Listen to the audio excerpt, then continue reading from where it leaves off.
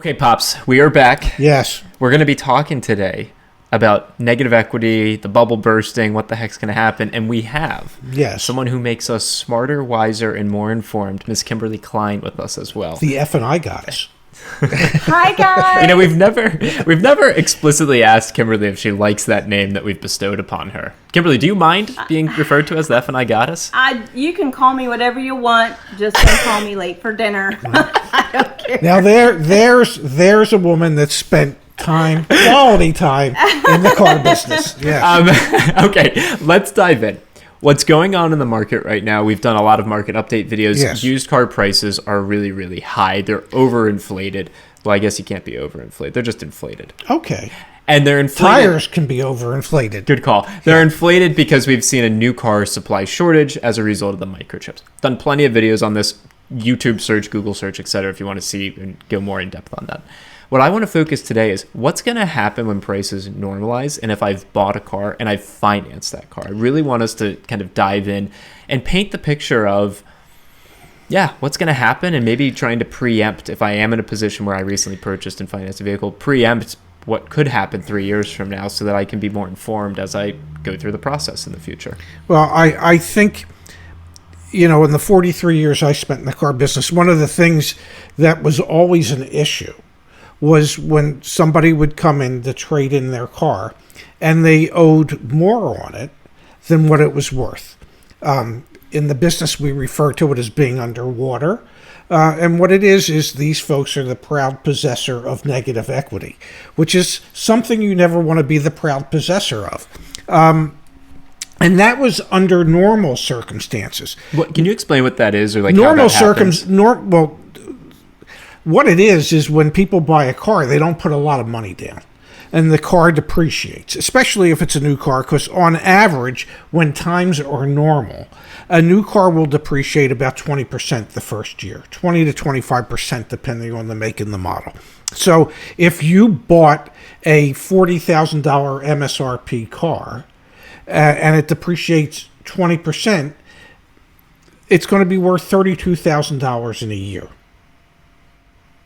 He's right. Yes. I can't do the math, but okay. I don't have my calculator. So mine's a little fuzzy. So that was in normal times. Yeah. Okay. Where people would put down, most people were putting down somewhere between 5 and 10%.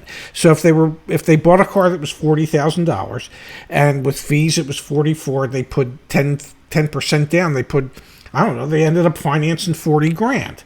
And a year from now, that car that with interest and everything they still owe over $40,000 on is now only worth $32,000. That was in normal times. And can I interject? Yes, ma'am. Can I interject? Yes, absolutely. And then let's add in, you guys, into that, Ray, the products that the consumer may have purchased in the finance office.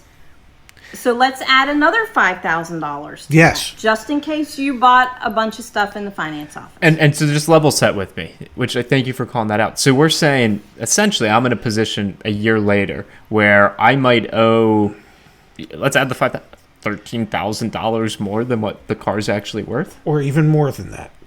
So when you were working in the dealership, yes, how often would people come back to trade in a car? Every couple of years? The typical trade cycle for most people is somewhere between 30 months and 48 months. Okay. Now, what you have to realize is that on a 60-month note, a 5-year loan, you typically start to reach a break-even point on the loan somewhere between 48 and 54 months. So if at 36 months somebody says, I want to get rid of it, well, there's negative equity that they're either going to have to pay for at the time they get into the new car, or they're going to have to roll that negative equity into the next car. So in normal times, what was a normal amount of negative equity? It might be $4,000 or $5,000. Okay. Now, today, where prices are inflated, both on new and used cars. And let's take a new car, for example. Let's say we have a $50,000 new car, and a dealer is charging an additional dealer markup or a market adjustment because of shortages of $5,000. That $50,000 car is now $55,000. And then you have fees. That adds another $5,000. You're up to $60,000 on a car that was MSRP of $50,000. And let's say you put $5,000 down. So you're financing $55,000 today. And in normal times, that car is going to depreciate 20%. So let's say within a year, 12, 14 months from now, we're back to normal depreciation in normal times. That $50,000 car is going to be worth $40,000. And you financed 55 with all the interest and everything means that you're paying back $65,000. So your car that's now worth $40,000 might have a payoff of $62,000 or $63,000 instead of being $7,000 or $8,000 upside down. You're $20,000 to $22,000 upside down because you paid for that privilege of being able to buy that car and agreeing to pay an additional dealer markup. So, what does that mean for consumers in the future and for dealers in the future? It could put the brakes on everything that happens 3 years from now for people who bought cars, because they are going to be so upside down in their loan that a dealer won't be able to take them out of that loan and move them into the next loan because there's too much negative equity to get the bank to say, okay, we'll finance all that. Yeah, you've got a $50,000 car and you want to finance $80,000? Sure. No, they're not on board for that. So that could mean that dealers are going to find it difficult to sell cars to the people that are looking to get rid of them. It also means that the people who are looking to get rid of them are stuck, because they won't have the cash that's required to put down in order to get the loan into some type of reasonableness that a bank would go, okay, we'll finance $60,000 on that $50,000 car, but we're not financing $75,000. That's a huge problem that's waiting to happen 3 years from now. It sure is. And one of the questions that you and I, Ray, were always used to dealing with was, how do I get out of my vehicle? I owe this, but you're only giving me that. And, how do I get out of this? Maybe the problem was the payment is too high, or like you said, Ray, underwater, or what I would call buried. Yes. And the answer to that, to someone buried or underwater on a vehicle, was always, look, sometimes you just got to keep it a little longer and keep paying on it, get your loan down, put some extra money on your loan payment every month. Well, that was then, and this is now. Sounds like a song, but everything's going to have to change in the finance department, in the lending institutions, of how they lend money in the future, how a finance manager actually structures a deal with the lender. It's all gonna change. Yeah, I mean, I know. I used to tell customers, there was an old commercial for an oil filter company, and it was like, you could pay me now or you can pay me later. At a certain point, if you keep rolling negative equity from car to car to car, at a certain point you have to bite the bullet and you actually have to put the money down. So your big concern, and it sounds like it's yours as well, Kimberly, is the amount of negative equity a year from now, 2 years from now, 3 years from now, once this bubble bursts and prices normalize, is going to be really huge for the people who bought during this time over the past few months. Yes. I think back to, we've done videos on used car prices as well. So new cars are selling with additional dealer markup or sticker price. I'm actually even more concerned for people who have bought full-size vans, for example, because year over year, full-size van prices were up 112%. Yes. Wholesale used full-size vans. If I'm someone who bought during that time any type of used vehicle, and then we see prices correct, whether it's 8 months from now, 6 months from now, 12 months or 18 months from now, I'm going to be buried in that used car loan, potentially even more than the new car. Which is why in my thinking, tip? This could be a tip. In my thinking, there and some people will disagree with me, but I'll give you my rationale for it. Leasing has never made more sense than it does now, because leasing allows you to mitigate the time frame in which it's going to take for you to at least be even.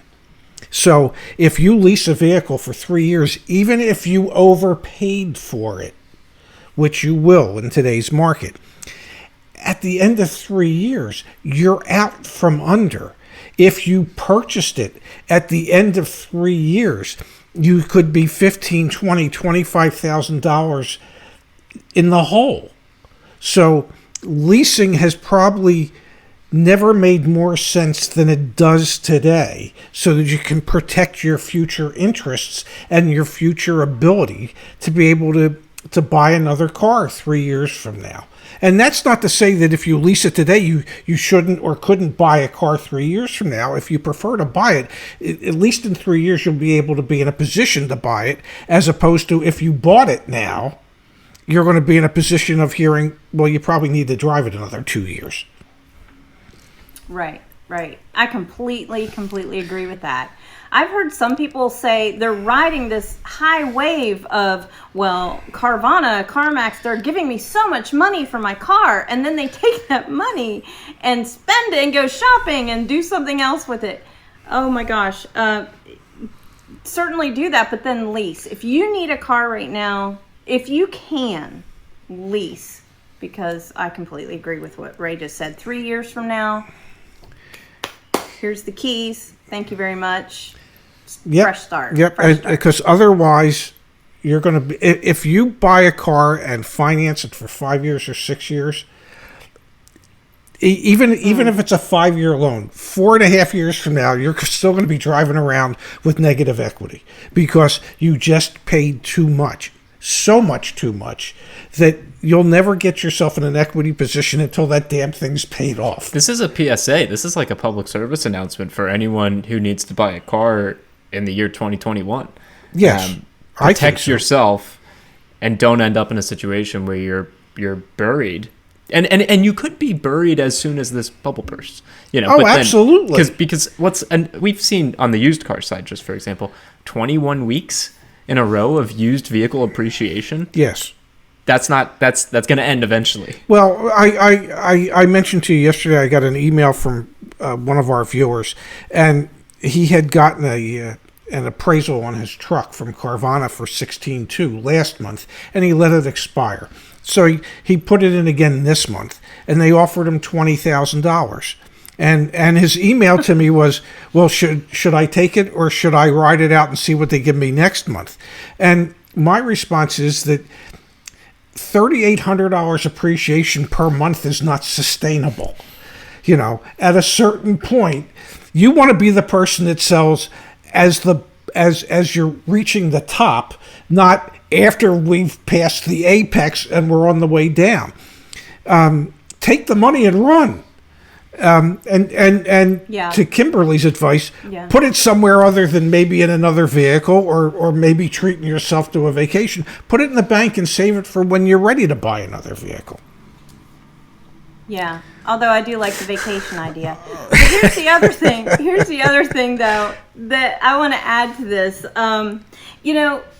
The whole basis for what we're talking about right now, part of it, I should say, is that Americans typically keep their vehicles 3 to 4 years. That's why we have negative equity here. And I'm guilty of it. I've done a lot of leasing in the past, but when I wasn't leasing, I was rolling negative equity because I wanted a new car every 3 or 4 years. When it needed new tires, I got a new car. It had new tires. Aside from that. Yes. That's right. Aside from that. And I worked in a car store. If I worked in a shoe store, I'd have a pair of everything. But here's the thing. People need to just hunker down. If you need to get a new car right now, many of you do, and if leasing doesn't work for you, plan on holding on to your vehicle, I don't know, 6 years, 7 years, maybe even 10 years. I know that there are people out there that do that, and they say, well, we keep our vehicles until, they fall apart. That's fine, but the majority of people don't.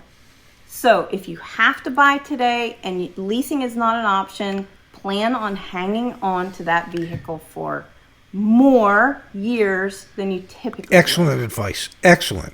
Yeah, this is really great, guys. Like, I talk to so many people, and I think, and myself even, I'm kind of getting fat and happy. It's like, my car's worth more, my car's worth more, my car's worth more, my truck's worth 100%. It's ridiculous what's going on. You guys are bringing the dose of reality, and it's really appreciated. Like, I personally very much so appreciate it, and I know our audience does as well. And hopefully, this resonates deeply enough with people that they do protect themselves. I hope 2-3 years from now, because it's going to be scary. Too. It's going to be scary for those that don't. It's going to be very, very ugly. It's going to be ugly for the consumer, and it's going to be ugly for the dealers. You know what's not ugly, though? The three of us. We're all doing pretty good. You look good, Kimberly. Yeah. Pops, you're looking like a spring chicken. Is that a saying? Yes, I'm looking like a spring chicken that's sprung. Oh, God, I love this so Thank you, Kimberly. Thank you, Pops. This is welcome. great.